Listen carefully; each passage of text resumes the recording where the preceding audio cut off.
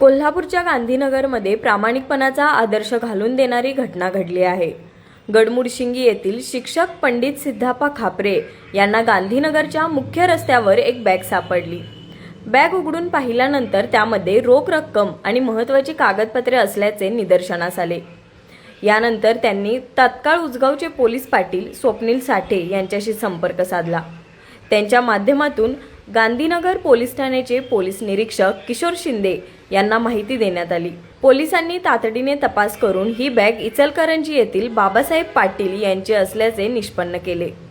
ओळख पटल्यानंतर पोलीस निरीक्षक किशोर शिंदे, उपनिरीक्षक अतुल कदम आणि पोलीस पाटील स्वप्नील साठे यांच्या उपस्थितीत बॅग मालकाला परत करण्यात आली। शिक्षक पंडित खापरे यांच्या प्रामाणिकपणाचे कौतुक करत बाबासाहेब पाटील यांनी त्यांचा रोख रक्कम देऊन सन्मान केला। यावेळी ओमकार शिरगावे, शिवसेना तालुका उपप्रमुख राहुल गिरुळे, दत्ता नेरले, सुकुमार संगपाळ यांच्यासह अनेक मान्यवर उपस्थित होते। न्यूज मराठी 24 कोल्हापूर। हे आहे गोकुळचं श्रीखंड, अगदी जिभेवर रेंगाळणार, जिभेवरच नाही तर मनावरही रेंगाळणार गोकुळ श्रीखंड, मनावर रेंगाळणार।